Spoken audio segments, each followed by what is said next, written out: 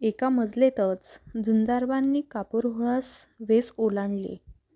गाड्यांच्या दगडी चिरेबंदी वाड्यासमोर पायउतार होऊन त्यांनी घोड्याच्या पाठीवर एक थाप दिली.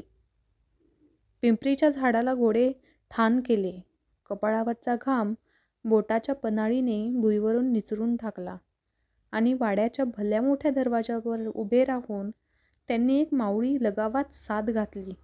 "धाराक्का हो, धाराक्का." चोख सदरेजवळ बांधलेली करडे त्या सादीने खूर खटखटीत धडपडून उठली. कोंबडी घुसपटली. त्या गलक्याने आत काठवटीत पीत मळून भाकऱ्या थापणाऱ्या धाराऊला बाहेर कुणीतरी आल्याची वर्दी दिली.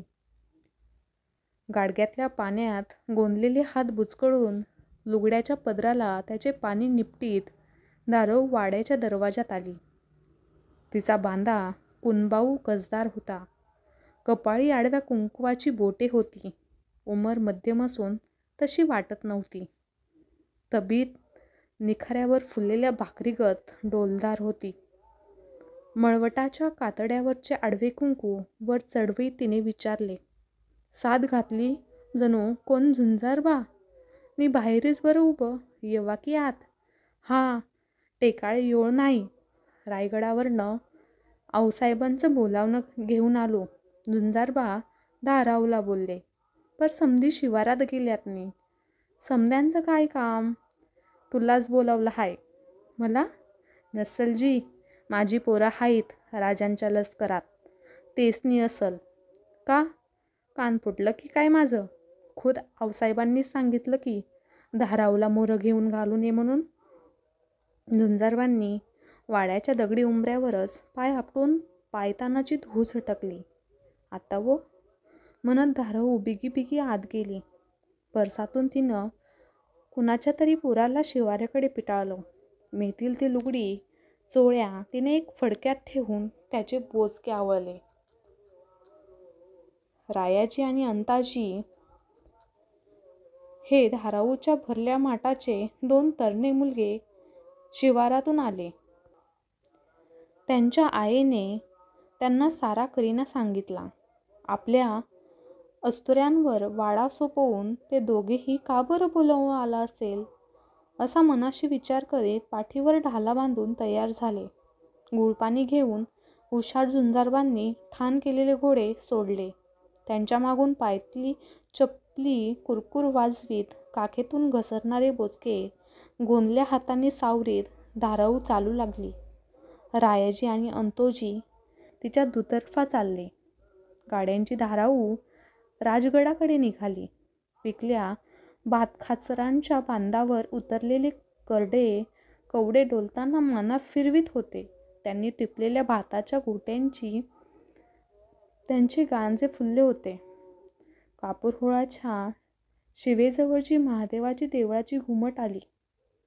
तसे चालता चालता थांबून पायातल्या चपला खिणभर उतरून त्या घुमटीला हात जोडून धाराऊ आपल्याशीच बोलल्यासारखी पुटपुटली. "शंभूर महादेवा." धाराऊ राजगडाकडे आल्याची वर्दी जिजाबाईंना मिळाली. त्यांनी तिला आपल्या महालात बोलावून घेतले. धाराऊ पुढे होत जिजाबाईंच्या पायाला हात लावून तिनं 3 वेळा नमस्कार केला. "धाराबाई, एक जोखमीची कामगिरी तुझ्यावर सोपवायचा आमचा इरादा आहे. तुझी कूस इमानाची, तुझी मुलं राजाच्या शिबंदीत, म्हणून ही बात आमच्या मनी आली." "सांगाजी, आम्ही पायाची माती." धाराऊ अदबीने म्हणाली. "नाही धाराऊ, आता तू बाळराजांची दुधाऊ होशील. आमच्या शिवबाराजांच्या शंभूबाळांना दूध पाजण्याची जोखीम आम्ही तुझ्यावर टाकावी म्हणतो. तुझा इरादा काय?" नुकत्याच दगावलेल्या आपल्या 6 महिन्याच्या छोट्या लेकीच्या सईनं धाराऊचे भाबडे डोळे पाणावले. आपण ऐकतो ते खरे आहे यावर तिचा विश्वास बसेना. बसावा तरी कसा? राजांच्या लेकाला माझं दूध? आम्ही कुणबी गरिबाची थट्टाफती आजी. धाराऊ कळवळून बोलली. इमानी माणसांची थट्टा करण्यास आम्हास कधी साधत नाही. तुझा हो ऐकायला आमचे कान आतुरलेत. जी धाराऊने मान डोलावली. जिजाबाईंनी आपल्या हातांनी धाराऊची खणा नारळाने ओटी भरली. तिला घेऊन त्या सईबाईच्या महालात आल्या आणि धीर देत म्हणाल्या, सुनबाई, ही धाराबाई. आजपासून बाराजांच्या दुधाची आबाळ नाही व्हायची. तिच्या पदराखाली आणि तुमच्या नजरेखाली ते वाढतील. थरथर त्या क्रूश हातांनी सईबाईंनी आपल्या मांडीवरून बाराजांना उचलले. धाराऊच्या गोंदल्या हातात त्यांना देताना न राहून त्या म्हणाल्या, आजपासून तुम्ही यांच्या मासाहेब, आम्ही नावाच्या उरलो. सईबाईंचे डोळे पाणावून आले. तसं का राणीसाहेब, पापणीला पाणी आणू नका. जेनं आबाळ उभं केलंय त्यानं पंख बी दिले असत्यात. राजांचा ह्यो दिवा माझ्या जीवाच्या पदराखाली ओक्षवंत आहे. याची आपदा नाही करू द्यायची म्या. धाराऊचे कनवाळू कुणबी काळीच बोलले. त्याचे बोलणे ऐकायला जिजाबाई महालात नव्हत्या.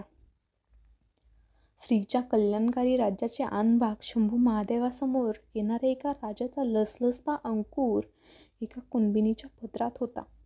धाराऊ नावाप्रमाणे शंभू बाळांच्या दुधाच्या धारेची आऊ बनली होती. जगदंबेने त्या 2 जीवांची सांगड घालून दिली होती. राजगडावर आता भल्या पहाटेपासून हळूहळू उतरत असलेले दाट धुक्याचे बख्तर दिवस कासराभर वड चढला तरी हटत नव्हते. बालेकिल्ल्यातील जान्हवीच्या आणि ब्रह्मदेवाच्या देवळात घंटानाद त्या धुक्यात मुरून जात होते. धाराऊ दूध आता शंभू बाळांना मानवले होते. त्यांनी बाळसे धरायला सुरुवात केली होती. राजांचा ल्योक आपल्या पदराखाली पितो आहे या जाणीवानी कधी कधी धाराऊचा पान्हा उरलोट एवढा उफळून येत होता की बाळराजांचे पोट भरले तरी तो ऊर बंद होत नव्हता. मग धाराऊ सारे वरकड दूध एक थेंबही खाली न सांडता फडक्यात टिपून घेत होती. लगालग सईबाईंच्या हमामखान्यात जाऊन ते फडके पाण्याने खळखळून धुवून टाकत होती. तिची ती सारी धडपड बघून एकदा सईबाईंनी तिला विचारलेही, धाराबाई, एवढ्या लगबगीने हमामखान्यात का जाणं होतं तुमचं? सरकार, आमच्या दुधाला मुंगी डसू नये. मुंगी डसली तर दूध कमी होतं नव. असा जाब धाराऊने मुखभर हसत दिला. तो ऐकताना सईबाई मात्र खिन्नपणे स्वतःशीच हसल्या.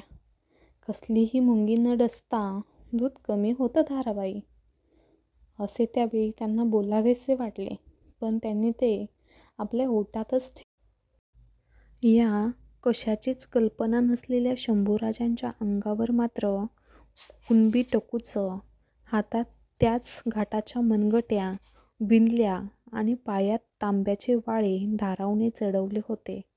गळ्यात दंडदोरा आणि दंडात ताईत बांधून टाकला होता.